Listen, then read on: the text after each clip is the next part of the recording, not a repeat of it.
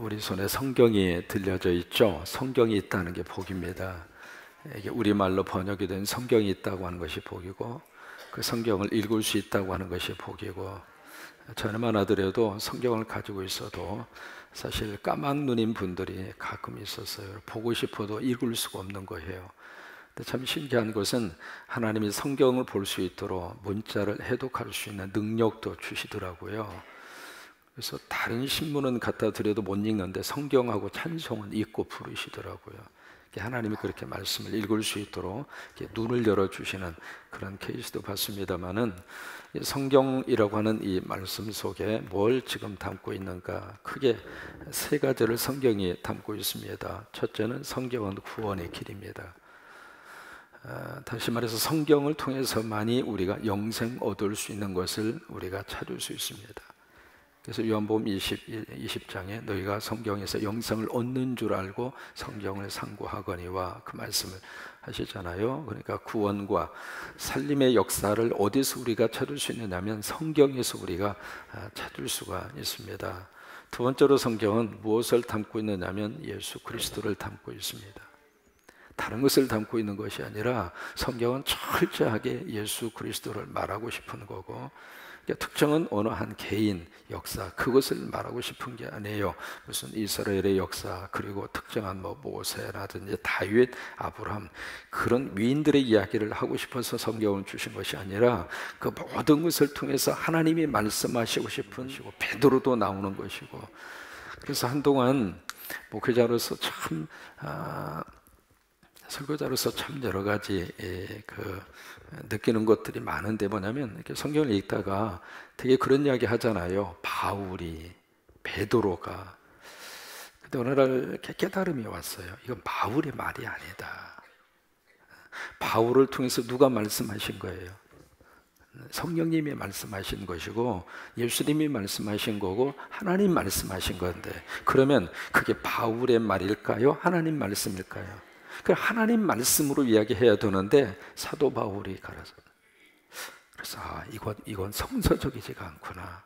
그때 깨달았어요.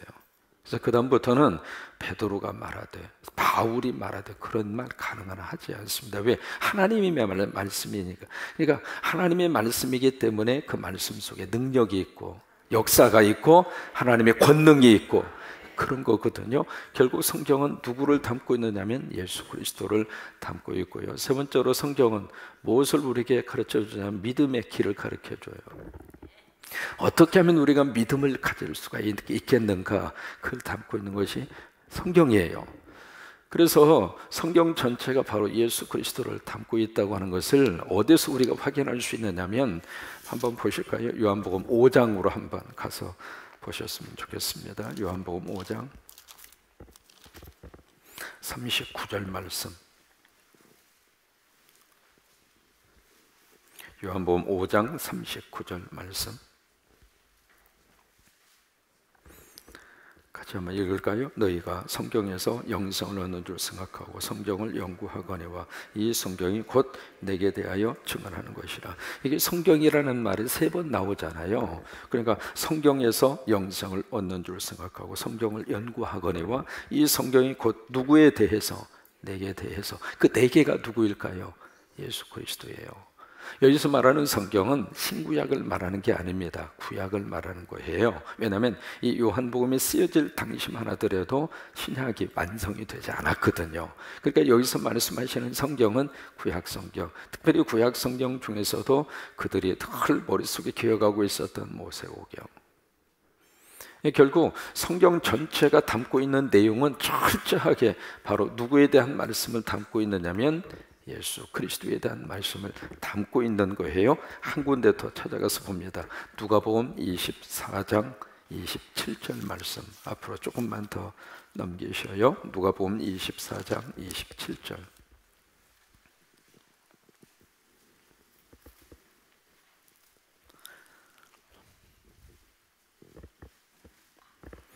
예수님께서 엠마오로 내려가는 제자와 함께 도상에서 지금 나누는 그 내용이거든요. 누가복음 24장 27절 말씀 같이 읽습니다. 이에 모세와 모든 선지자의 글로 시작하여 모든 성경에 쓴 바 자기에 관한 것을 자세히 설명하시니라. 여기 보시면 모세와 모든 선지자의 글로 시작하여, 이게 바로 구약이란 말이죠.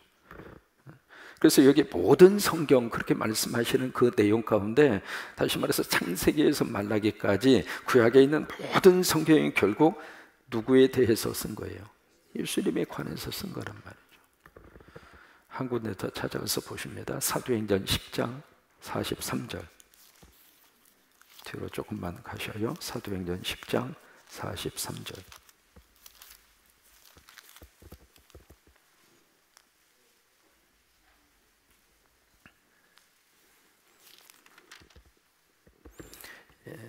여기 이제 베드로라고 하는 사람을 하나님이 가이사랴에 있는 고넬료와 그 집으로 이제 특별 강사로 보내서 거기서 이제 고넬료 가정 식구들을 데리고 집회를 해요. 근데 거기서 나오는 베드로의 설교 중에 하나입니다. 거기에 43절에 그렇게 말씀을 하세요. 같이 읽습니다. 그에 대해서 모든 선지자도 증언하되 그를 믿는 사람이 다 그의 이름을 힘입어 죄 사함을 받는다 하였는데, 이 그라고 하는 단어가 나오는데 그는 바로 누구를 말하느냐면 예수님이에요.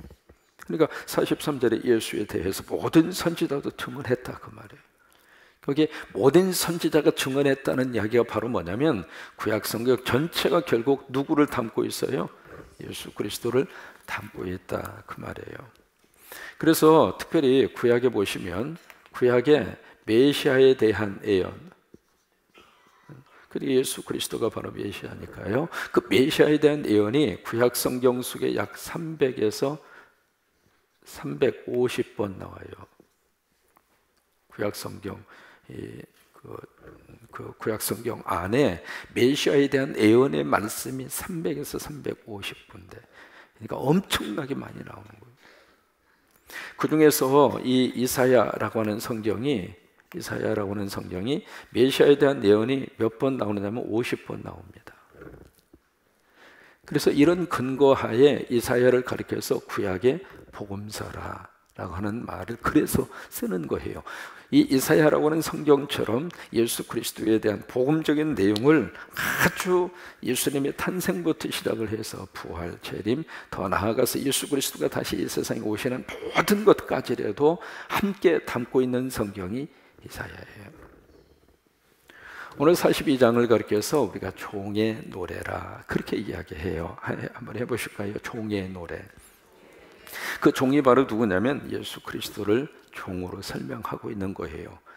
그에 대해서 이제 말씀을 하시면서 우리가 3절부터 1절, 2절은 우리가 살펴봤으니까 3절을 보시면 그 메시아 예수 그리스도가 어떤 분인가라고 하는 것을 3절에 그렇게 설명을 하고 있습니다. 상한 갈대 꺾지 아니하고 꺼져가는 등불 끄지 아니하고, 이게 우리가 믿는 예수님이에요. 여기 상한 갈대라고 하는 것은 가난하고 궁핍한 사람을 그렇게 표현한 거예요. 지금 먹고 사는 것이 너무 궁핍하고 지금 경제적으로 너무 힘든 상황 속에 있는 사람을 오늘 성경에서는 상한 갈대다, 상처받은 그런 연약한 인생이다 그렇게 표현을 하고 있는 거예요. 근데 그 인생을 예수님은 꺾지 않으신다 그 말이에요. 그런 사람들을 무시하지 않는다 그거예요. 그런 사람이라 할지라도 하나님께서 당신의 아들로 우리를 품에 안으시고, 그 다음에 꺼져가는 등불을 끄지 아니하신다. 여기 꺼져가는 등불이라고 하는 것은 이렇게 믿음 생활하다가 신앙생활 자체가 지금 밑바닥을 치고 있는 경우, 여러분 그렇잖아요. 여러분 믿음이 쫙 하고 계속해서 올라갔으면 얼마나 좋겠어요. 근데 사람 안 그래요. 신앙이 쭉만해서 그냥 교회 올 때마다 할렐루야 그냥 아멘 그냥 막 그런 순간이 있는가 하면 어느 날 갑자기 나도 모르게 영적으로 다운이 돼서 심지어 때로는 교회 오는 것도 싫고 그럴 때 있었어요 없었어요? 여론 목사는 이 강대상에 서서 설교자로 평생을 삽니다마는 설교하면 신바람이 날고 설교하면 막 역사가 나타나고 설교할 때마다 두근두근 가슴이 막 떨리면서 빨리 강대상 올라갔으면 좋겠다, 그런 시절도 있는가 하면 나머지는 이야기 안 할래요. 그런 순간이라 하더라도 예수님은 그런 우리들을 버리지 않는다 그 말이에요.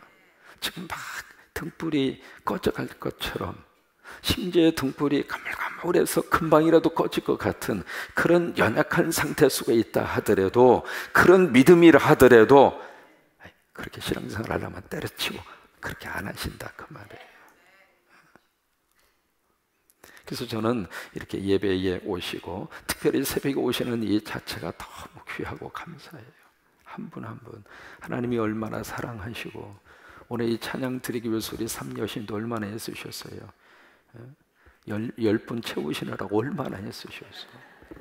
대표 선수로 온다는 게 쉬운 일이 아니거든요. 이게 어쨌든 간에 잘 믿든 못 믿든 우리가 보고 판단할 문제가 아니에요. 하나님께서는 그 자체를 너무 귀하게 생각하시고 너무 소중하게 생각하시고, 그게 예수님, 우리가 믿는 예수님의 성품이라 바로 그거예요.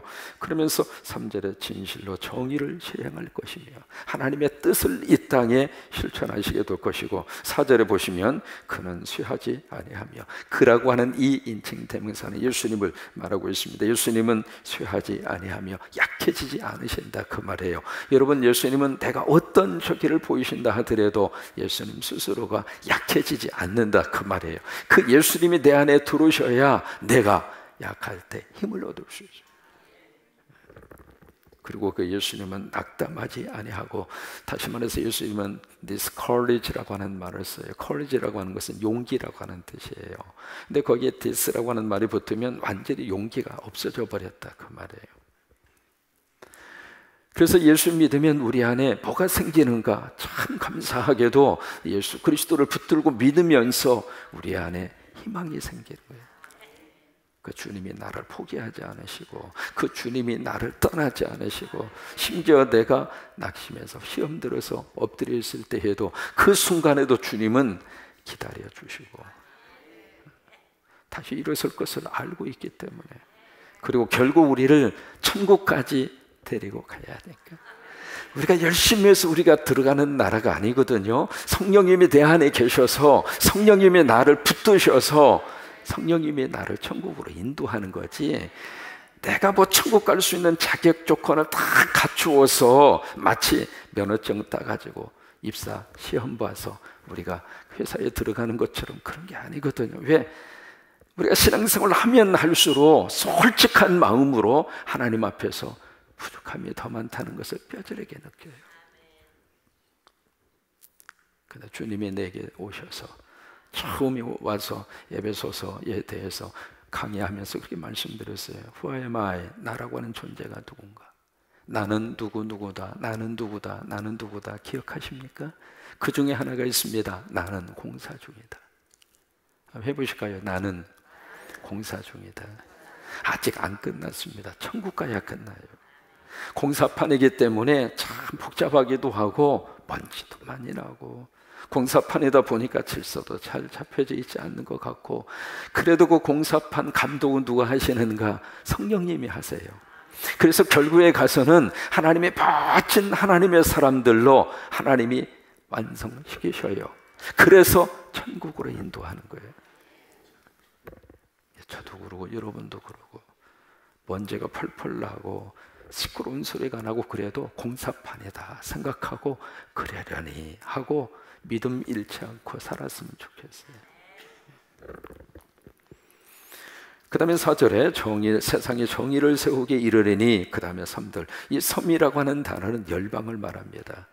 우리 41장에 섬들아 잠잠하라, 그 섬은 일본을 말하는 것이 아니라 열방에 있는 모든 것을 섬으로 그렇게 표현하고 있는 거예요. 열방들은 그 교훈을 앙망하리라.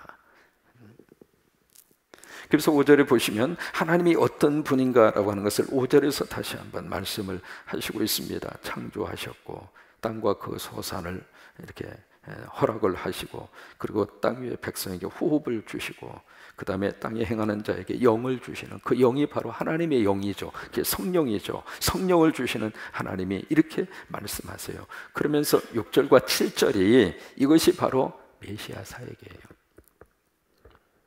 이 말씀이 언제 인용이 되느냐면 누가복음 4장에서 예수님이 나사렛 회당, 예수님이 자라나신 곳이잖아요. 지금도 나사렛이라고 하는 장소, 갈릴리에서 한 8km 정도 떨어져 있어요.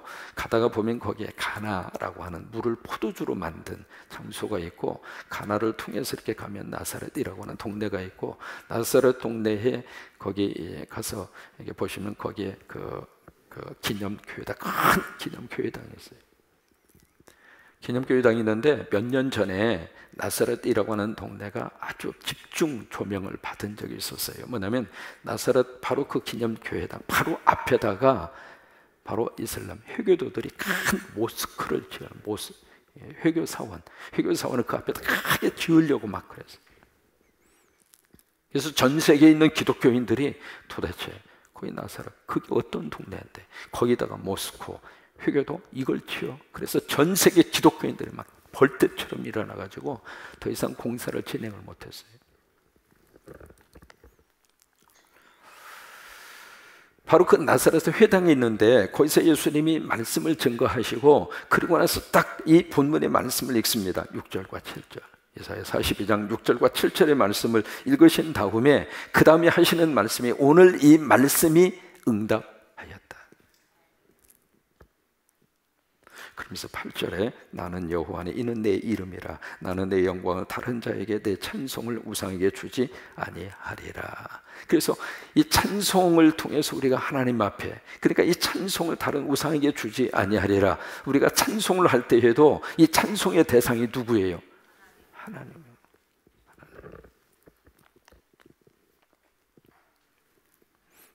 그러면서 그 찬송에 대한 내용이 10절로 이어집니다. 항해하는 자들과 바다 가운데 만물과 섬들과 거기 사는 사람들아, 이게 바로 모든 이 세상이 호흡하고 있는 모든 민족, 이것을 빌립보서에서는 그렇게 말씀을 하세요. 모든 무릎이 예수 그리스도 앞에 꿇게 하시고 모든 입으로 예수를 주라 시인하여 하나님께 영광을 돌리게 하셨느니라. 그 말씀처럼 여기 10절에 항해하는 자, 바다 가운데 있는 만물, 섬들, 거기 사는 사람, 이 모든 이 우주에 있는, 이 지구에 있는 모든 존재들이 여호와께 새 노래로 노래하며 땅 끝에서부터 뭘 해요? 찬송하리라. 이게 하나님이 가지고 계시는 하나님의 비전이에요. 하나님은 한 생명이라도 하나님 앞에 나와서 예수 믿고 하나님의 자녀가 되기를 원하시는 거예요.